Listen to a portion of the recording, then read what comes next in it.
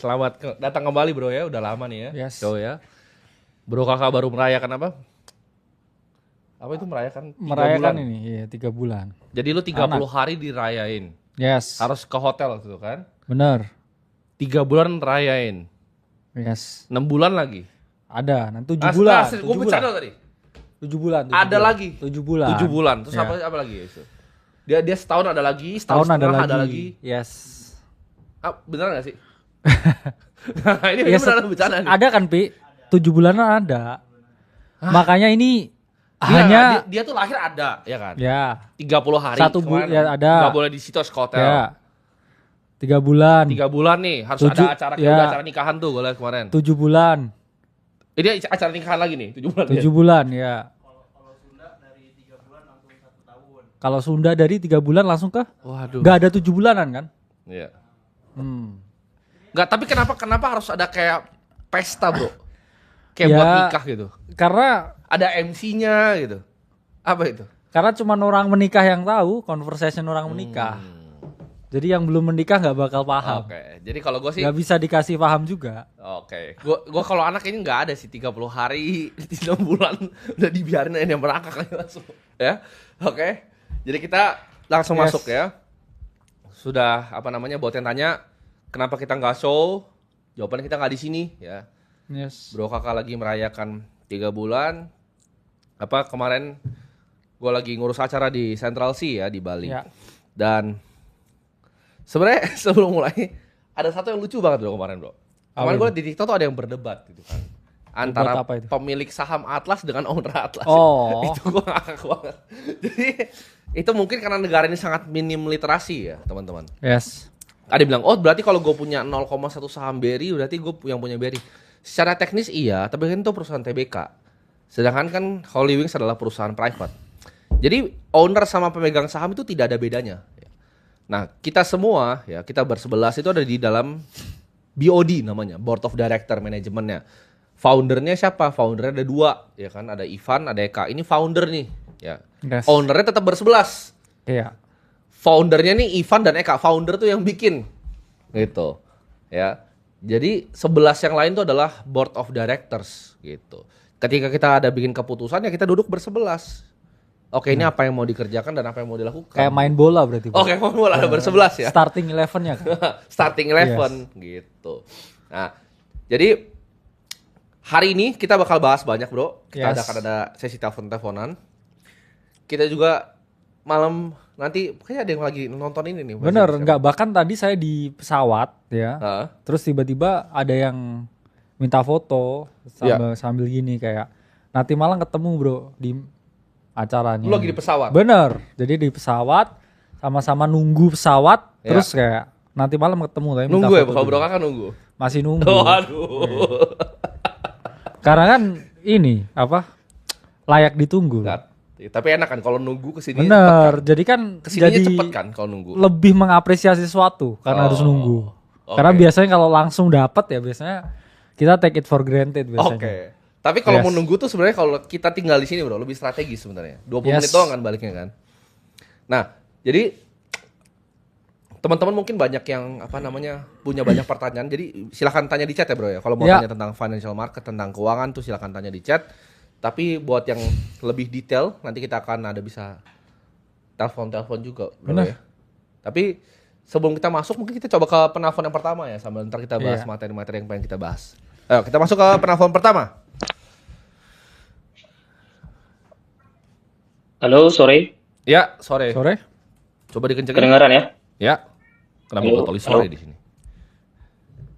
Ya. Halo, oke, sore Bro Tim dan Bro Kalimasada. Ya.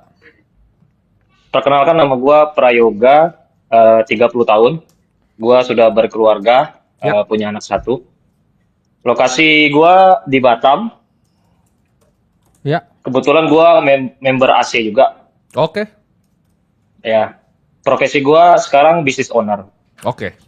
Bisnis apa? Oke, gua mau jelasin dikit bisnis gua. Jadi bisnis gua ini di bidang sportswear distributor ya. Jadi Oke. gua itu distribusi pakaian olahraga, mainly di produknya itu jersey, bro. Oke. Tapi itu kita on demand, jadi kita nggak stok. Jadi kita based on customer. Bisa pesen nih saya jersey ya.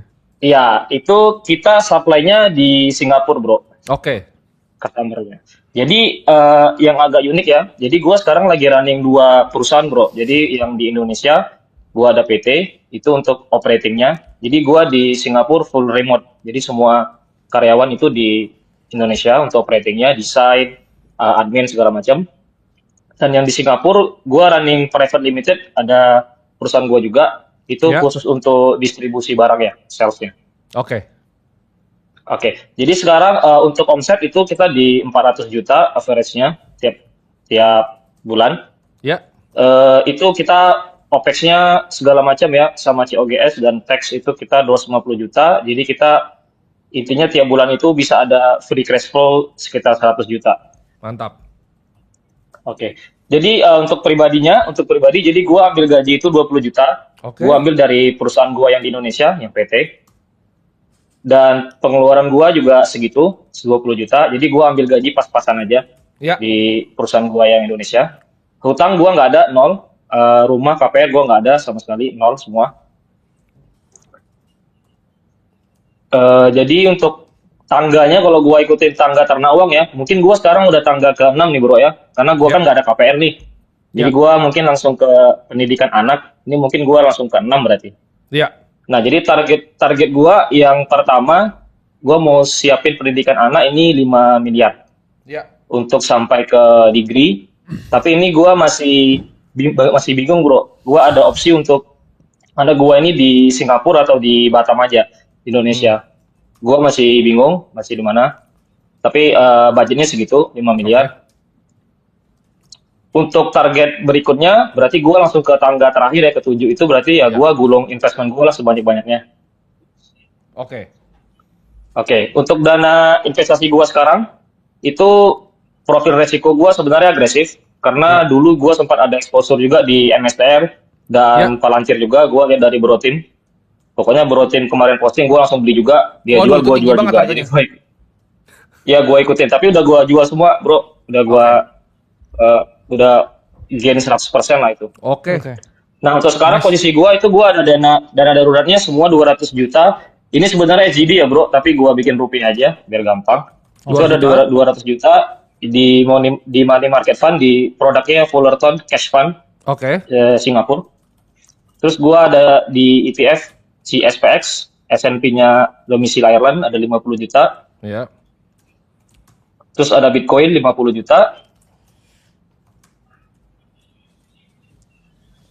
Nah, itu aja. Terus gua tiap bulan berarti gua ada free cash dari company itu 100 juta yang bisa gua alokasiin.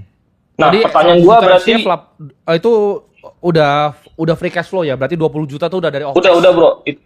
Udah, itu udah Oke. sama gua kurangin juga capex tiap bulan itu gua Oke, ada kurangin mantap. 50 juga. Top itu. Nah, pertanyaan gua nih, Bro. Sebenarnya pertanyaan gua satu aja nih, Bro, simpel. Ya. Advice lu kira-kira untuk gua gimana ya? Advice dari kalian berdua karena gua kan main di 2 jurisdiksi berbeda nih. Di perusahaan Indonesia dan Singapura. Dan semua investment gua kan ini gua berarti pakai account yang company gua yang private limited, Bro. Oke. Karena gua di Singapura gua belum ada urus IP karena menurut gua juga belum penting karena semua operation juga remote. Gua nggak perlu stay di sana juga. Ya. Yang mana cost juga lumayan kan, jadi gua nggak sama sekali bikin IP dan mungkin PR juga gua belum ada kepikiran untuk setup. Jadi gua masih stay di Batam karena di Batam juga dekat, Bro, ke sana cuma 30 menit doang gitu ferry. Oke. Jadi gua bisa bolak-balik. Terus dengan kondisi gua sekarang ini yang udah gua lakuin ini kira-kira gimana, Bro? Ada nggak advice atau mungkin kungfu lah, Bro, gimana cara biar lebih efisien dan lebih hemat gua secara pajak dan segala macam? Oke. Jadi pertanyaan pertama, kenapa itu harus di-structure di Singapura? Itu dulu yang pertama. Karena kayaknya kalau untuk orang Indonesia biasa, kecuali ada kebutuhan yang sangat perlu banget di sana, size lu itu harusnya belum bikin private limited. Kenapa? Karena itu kan biaya accounting aja lumayan mahal kan? Hanya untuk Oh iya, bookkeeping karena dan gini, Bro, harus ada karena- sekretaris dan satu nomini kan? Oke. Benar ya. Karena gini, Bro, sebenarnya gua udah punya exposure di Singapura customer dari 2013 sebenarnya, Bro, Oke. udah lama. Oke, make Tapi sense. gua baru bikin company sekarang karena customer itu dulu gua pakai partner yang di Singapura Ya. untuk rekeningnya. Tapi makin lama gue rasa gue udah perlu sendirilah gitu, independen lah. Karena customer kalau transfer ke rekening Indonesia pada nggak trust bro, jadi mereka butuh Payno gitu di Oke, Singapura berarti untuk itu karena transfer. keharusan, harus ada structure di Singapura. Nah, kan, tapi pertanyaannya gimana Benar, caranya bro. pindahin dari private limited Singapura ke Indonesia? Itu pertanyaannya mungkin.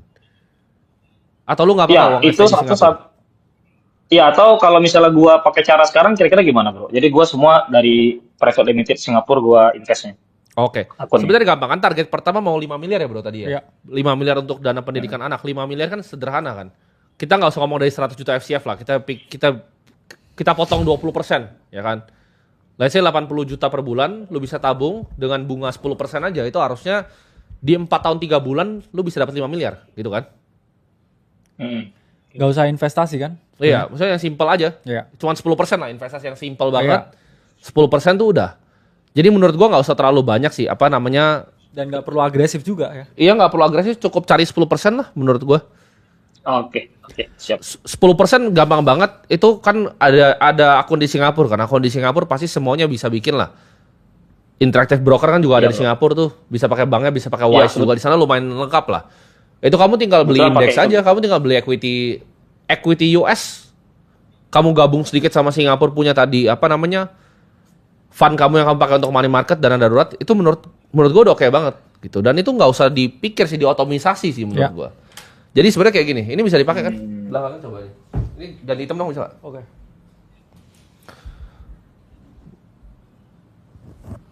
Udah nih, jadi hitam nah kan. Basically kan dia punya apa namanya? Oh ini nggak kedengeran nih kalau gini, harus dibawa ya. Mic-nya. Gimana nih? Oke. Wis, dipakein gua. Jadi begini ya. Kayak bisa begini nih. Gini kan? Ini bisa cat. Lah, mati kok mati nih. Gimana nih? Tadi gua tutup malah mati. Pencet lagi ya? Yang tadi. Yang mana? Oke. Intinya dia punya ini kedengaran nggak semuanya? Coba kita tanya chat dulu, kedengaran nggak? Sorry teman-teman, ini baru pertama kita pakai layar-layar canggih ini, ya. Baru pertama pakai layar canggih. Siap, bro. Kedengaran semuanya? Yang ini? Kedengaran bro. Oke, siap. Dia kan punya PT LTD nih. Dia punya PT Indonesia. Ini bisa 100 juta ya kan, FCF. Ini gue diskon 20% ya. Jadi 80 juta per bulan. Nah ini diotomisasi. Lu bisa langsung bagi aja simple. Lu bikin gini nih. 50 juta US equity. Nah ini lu bagi saya 30 juta. Ini money market fund. Ini cari yielding. Ini bisa cari yielding 5% aja. Ini US equity ya. Jadi langsung dibagi. Otomisasi per bulan. Ini cuma butuh berarti compounding. Kita diskon dikit lah ya bro. Mungkin 8%, 9%. 4 tahun. 3 bulan. Ini jadi 5 miliar. Ini cuma segini waktunya nih. Tapi juga dengan asumsi ya, bisnisnya tetap jalan ya. Ini Iya. asumsi nih, makanya tadi gue diskon. Gue Iya. diskon bro. Asumsi tetap segini ya. Benar. Which is biasa nggak stabil kayak begitu, bisnis nggak begitu. Pasti. Karena apa ini sekarang? Kalau kamu kan biasanya bisnis ya bro, harus Iya. tahu analisa SWOT-nya kan. Iya. Ya, strength, weakness, ya, opportunity dan juga threat. Kira-kira apa sekarang threat yang kamu lihat ya dari industri distribusi pakaian olahraga ini? Ya. Trade-nya paling kalau kayak kemarin sih bro waktu COVID itu karena nggak COVID. ada activity kan di luar kan. Ya. Ya. Tapi kalau sejauh ini karena gue udah jalan hampir 10 tahun juga Yes. di Singapura itu unik bro karena di Singapura mereka agak susah mau cari yang bisa on demand ya. Nah, di Oke. sana pada retail semua. Jadi kita pun dari Batam juga terbantu bro karena letak kita di Batam kita bisa pakai ferry doang bro 30 menit ke Oke. sana Ya. itu deket banget. Jadi kita fleksibel gitu. Oke, Tapi ada kita juga nggak Gua ada pertanyaan. Sebelum ini kan buat dikeluarin kan sebenarnya. Ini kan lu mau keluar kan dari cash flow-nya kan. benar-benar bro. Pertanyaannya, ini bisa jadi return earnings nggak? Ini bisa jadi RE nggak? Yang bisa grow top line-nya. Top line kan 400 juta tuh. Ini bisa naik nggak? Betul.